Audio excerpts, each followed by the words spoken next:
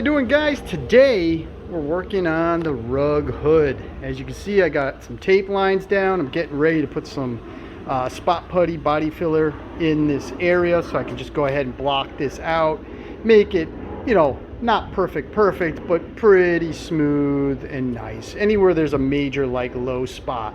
One of the things I did here is I kind of third flapped the tape. So basically you take the tape and you take 1/3 of it and you fold it over so it sticks onto itself, and basically you end up with this like flap. The reason for that is I don't want to keep pulling the green paint off the hood. I just need it just to stick on the inside edge of that primer. Then the rest of it I just put regular tape on it because the primer is not going to pull off, or at least in theory. So let me go ahead, let me get the spot putty, let me get a little applicator, and we will go ahead and just coat this up so we can block it off. So after a little bit of dry time or cure time, I went ahead and block sanded this off. It is actually pretty good, straight enough. So I'm going to go ahead, I've wiped it down with wax and grease remover. I'm going to go ahead and tape a line and tape a line. I'm going to put a little bit of etching primer over the bare steel, and then I'm going to put about maybe 2, maybe 3 coats of good solid coats of primer surfacer on top of that, so that way I'll let it dry and cure. I can wet sand that with 600 grit, nice and smooth, and basically the whole weld area will be blended out. From there, we'll go on to the next steps once I get there. So let me go ahead, tape this off, prime it, and then sand the primer down. Actually looking it over and kind of sanding things, I noticed that there was still a pretty good low spot right here. I just kind of found it. It wasn't super deep, but it was a fairly big low spot right in this area. There's actually a high spot of steel right there, and you could still feel it. So I got to be careful when I wet sand this. But I'm going to wet sand this with 600, knock it all down, get it good and flat, even the backside. Make sure my edges are fairly good and tight and the body lines line up real nice. And then I'll start to, hopefully I'll be at the point where I can start to paint this. But I wanted to show you what it looked like before I started to sand the primer. All right, I'm going to get to wet sanding, and hopefully this will come out fairly smooth. With the primer sanded, I think it came out pretty good. Take a look at it in this direction. It's fairly straight. It isn't perfect. I mean, there is a little bit of a high spot right here. You can just barely feel it with your finger. But if I was going to totally dial in this entire hood, I would really spend some time. I probably would put another little coat of filler right in this area, block it out. But it's so minute, it's not even worth bothering. Right here, you can see that, where it is. Right there at the end of my finger, you can see there's a little red dot. There's a little pinhole there, so I just filled it in real quick. Let me get out of the sunlight here so you can see the body lines themselves look real good. This one here could have been dialed in just a little bit better, but it's good enough. I'm not looking for perfection. I'm just looking so when somebody looks at it, there's not a big, huge glaring like, oh my God, it got welded right there. So, and I think I pulled it off. It's really straight. I'll get as close as I can for you to see how that looks. But in general, I think that looks pretty darn good.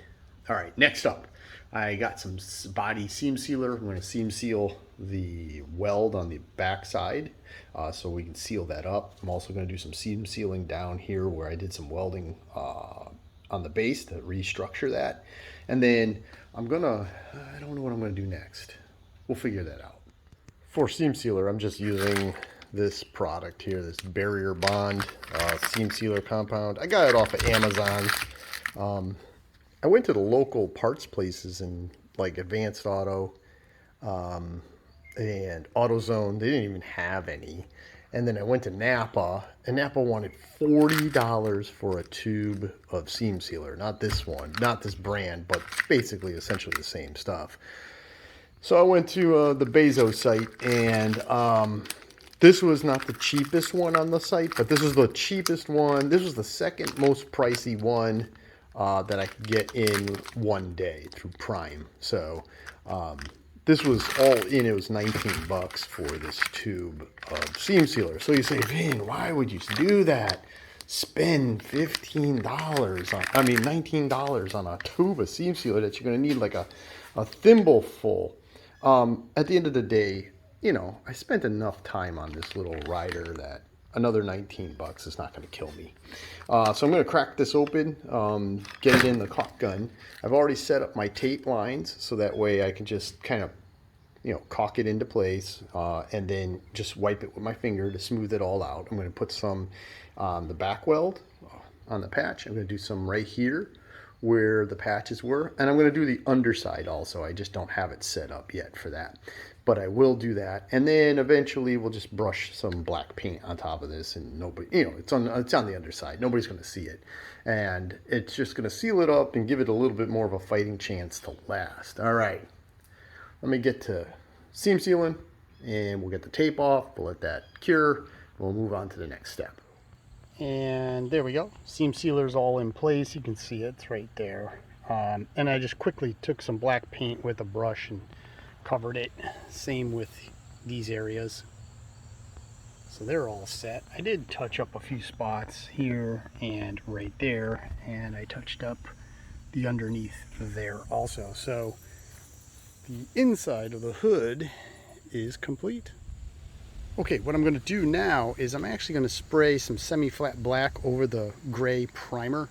I'm going to do that because the green paint that I'm using, which is kind of matches the original, is a little bit transparent. So it ends up being a little bit light in color on the gray. So when I spray it with the black and you put the green on top of it, it darkens it up.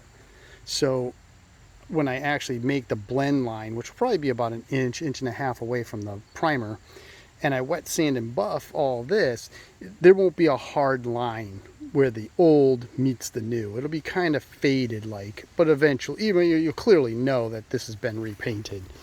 So let me get to it and let's see how it all comes out.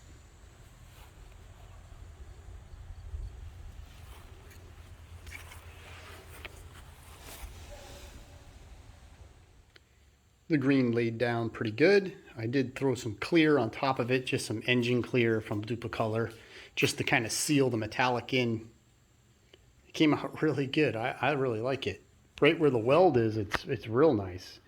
These waves are just the press form when they originally made the hood.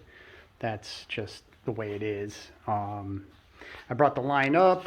Once you'll see some rust underneath it, but once I wet sand all this down with like 600, maybe 800 grit, that'll all smooth out. A lot of this green paint will come back. It'll be fair. You know, you're still going to have the rust, but it's going to be, all this will buff back up to green. It'll blend all out. Obviously, there'll still be new paint versus old paint, but in general, I am quite happy with the way that is. So basically, it would look like this. So you have some green paint, you have the new paint, and then I'll just wet sand and buff it all out, and that should look fairly good. I'm real happy with the way that came out. All right, let's let this dry and we'll get to wet sanding.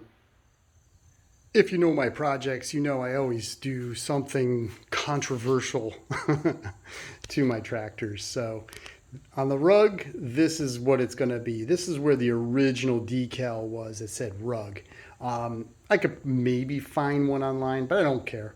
I'm going to do something a little custom on this particular area of the hood, just to make it mine. So let's get to it.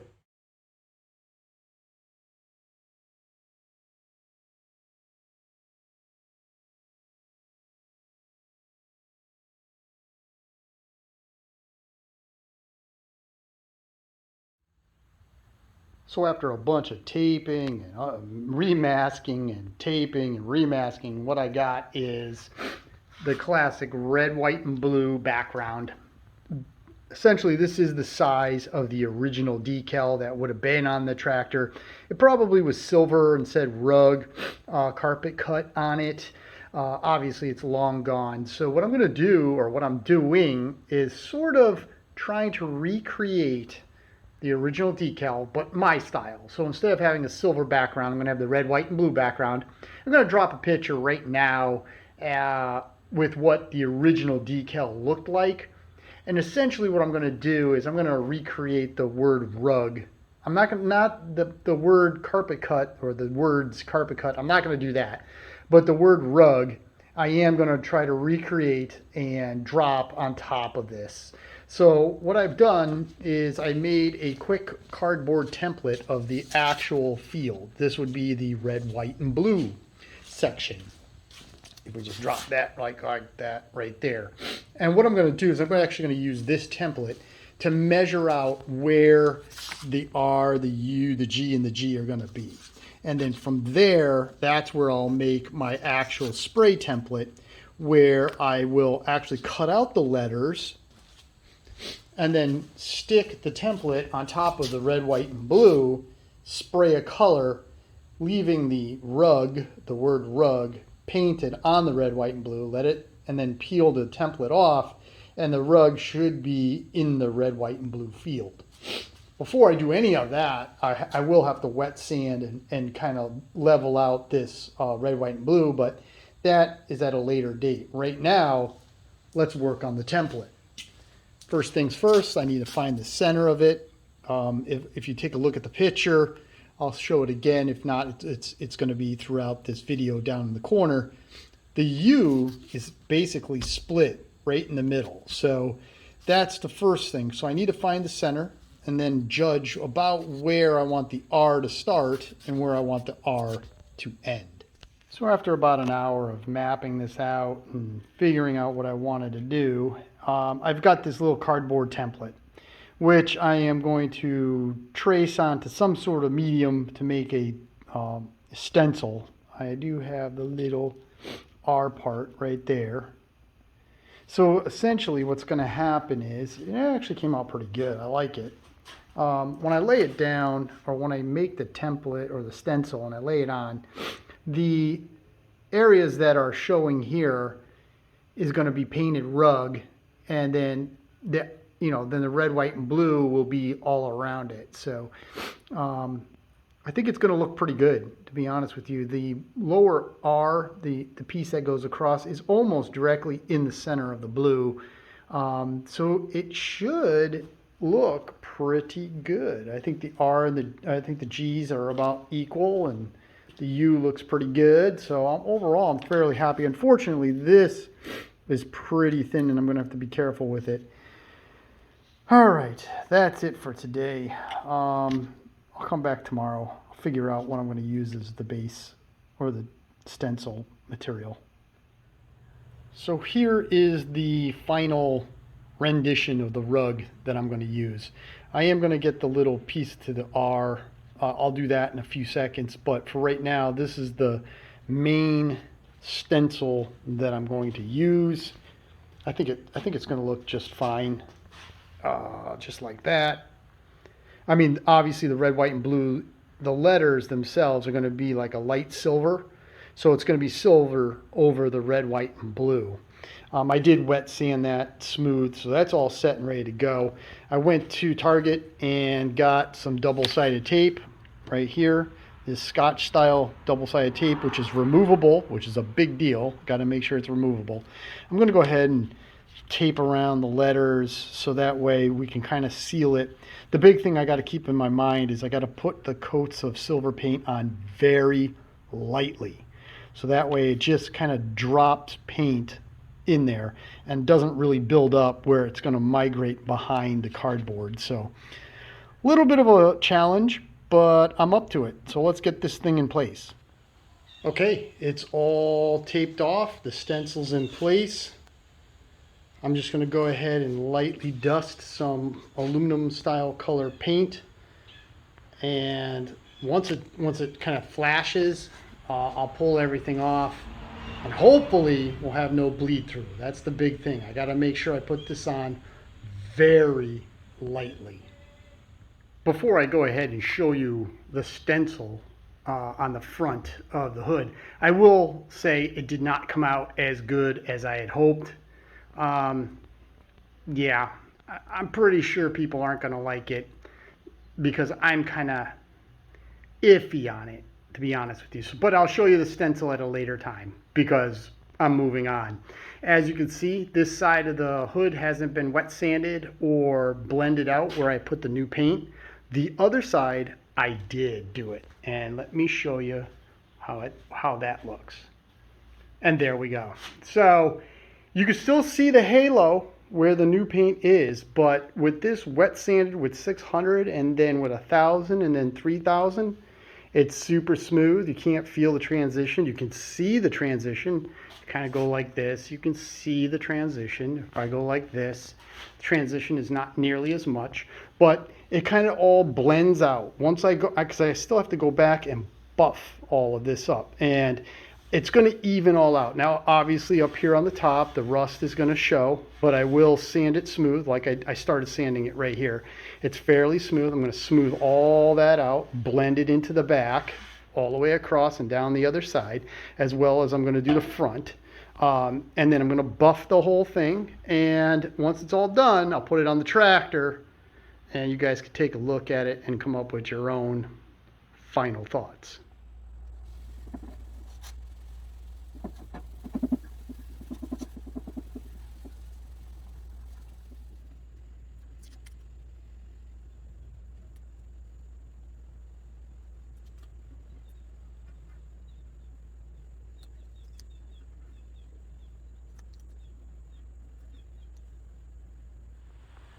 And there it is, guys.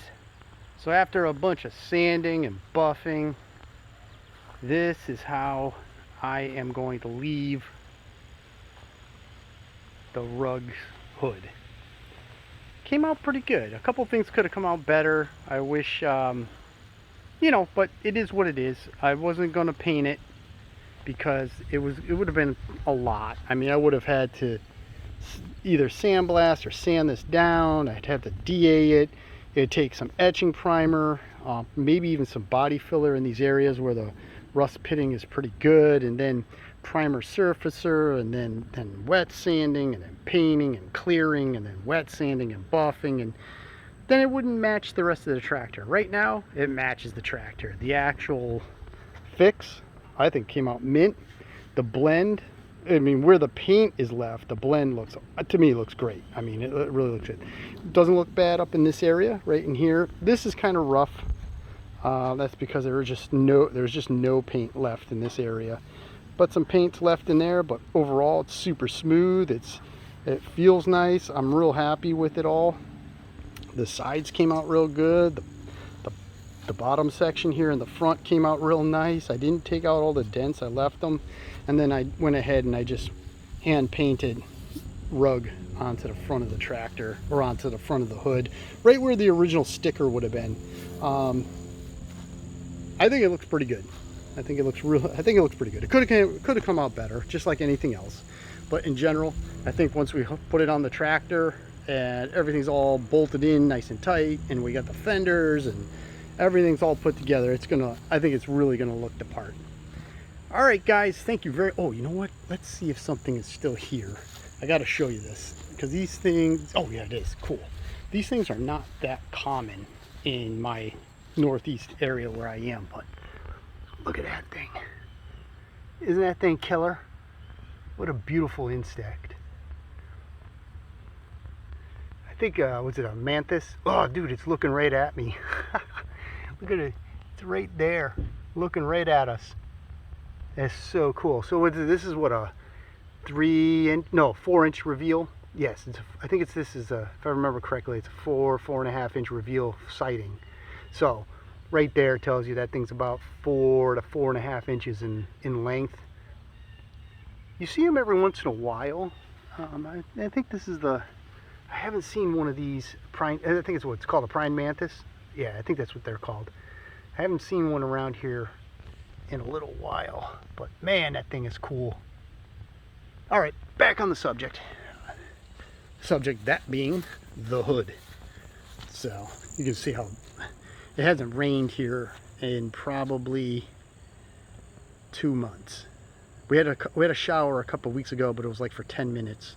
But it literally has not rained in my area in about 2 months. So the yard is what the yard is. All right. Thank you very much, guys. Thank you for watching. I hope you find the Rugg Resurrection interesting. And as always, please like, share, and subscribe. And once we hit the next project, you have a great day.